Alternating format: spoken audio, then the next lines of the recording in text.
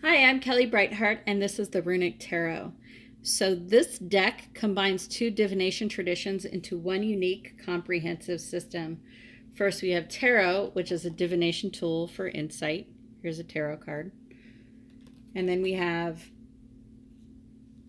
runes. Okay, well, that's more of a bind rune, so let me actually show you a rune. Okay, there we go. So runes are an alphabet first and foremost, but according to this book, runes are also a specific tool for communication, receiving answers, teaching magic, and divining the paths of those who cast them. So having studied runes extensively, I personally believe that this deck to be for intermediate tarot readers to the advanced reader of runes. The reason why I say that is looking at some of these cards, they do use different runic systems, if you can see that. And since they use different runic systems, it may be difficult to understand them if you're not familiar with these systems. Okay, so in the beginning, there is a book, meditation. Let me go ahead and put these back here and show you the guidebook. So here is your guidebook. This is a gorgeous 153-page guidebook. But in this guidebook, there is a meditation like I was talking about. It's right here. And this meditation you can do if you really want to connect with your old Norse gods and goddesses and the myths that go along with them. But there are many who don't want to use the guidebook, also called a companion book. But personally, I think the guidebook is pretty invaluable and necessary for the specific deck because it not only gives the author the artist's interpretations of the cards, but it also is going to give you that meditation, of course, to get you in that sacred and reverent headspace. But it also gives you this Norse mythology history featuring Norse deity and rune information. Yeah, here you go. And rune information necessary for you to read these cards from the perspective of what the author and the artist might have these cards to mean. So I'm going to go through everything here. So each card is connected to, like we were talking about, both an Old Norse god and goddess and the myths that go along with them. You can visually see the rune in each card. Okay, and I think a beginner could use this if they use their own universal meanings. You know, and then only used keywords for some of the runes listed. I think that might be a little cringeworthy, but it's your choice. That would involve like printing keywords out and just using the guidebook word for word. But I don't really think that's what tarot and runes are about. So I really think it's like intuition plus the universal meanings.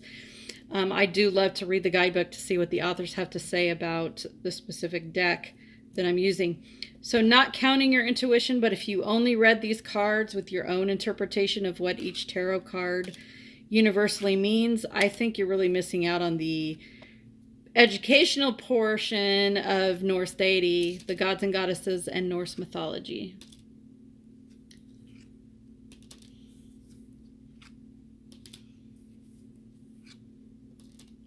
And this card is very interesting. He has the Helm of Awe up here. I don't know if you can see it too clearly, but what I find interesting about this card is the dragon here, and there's fire and then people coming out of the fire. These people are not being protected from the dragon. If anything, the Helm of Awe is protecting the dragon from these people. I just think that is really fascinating.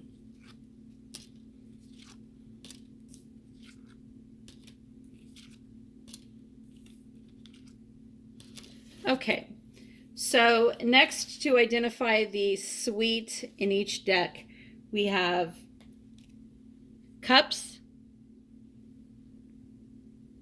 which are horns.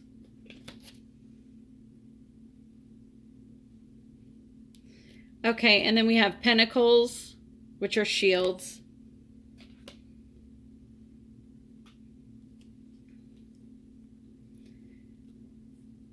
we have wands, which are like broken tree branches, wands. And then we have the familiar sword.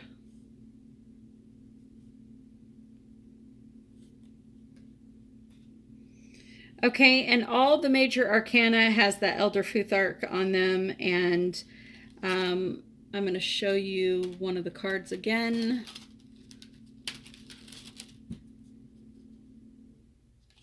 So if you look on this card, you can see the rune. All the Elder Futhark runes are basically on the major arcana portion of the cards. So you can see one there, and I'm going to take another one, and you can see the rune there. Some cards have 2 runes, some cards have 1 rune. It just depends. You can go ahead and look through them to see what you're getting. Then we have the minor arcana, which have the 4 court cards, obviously.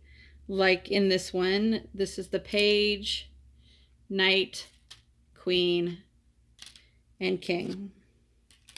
Okay, so then when you get to the cups, the cup specifically uses medieval Futhark. So remember I was talking about they use different runic systems for each card. So these are the cups using medieval Futhark.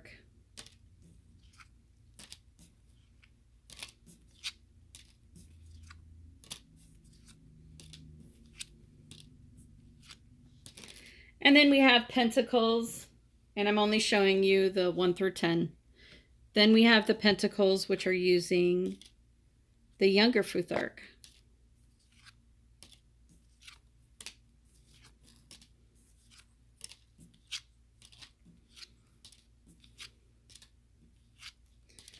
Okay, so this is very interesting when we get to the wands.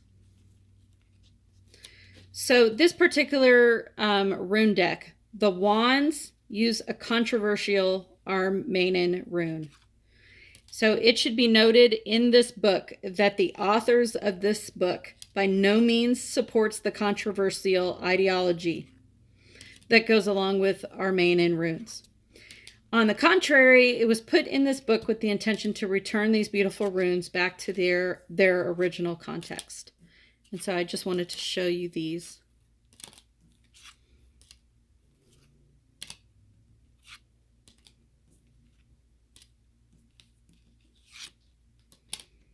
And then we have the swords.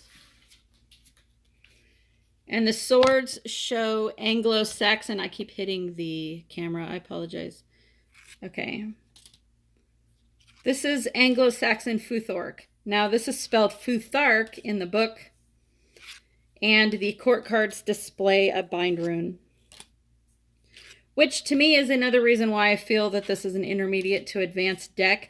Because younger Futhark or Anglo-Saxon Futhark bind runes, they're all systems that mostly require research and study. And if you didn't know them, this might be difficult to learn.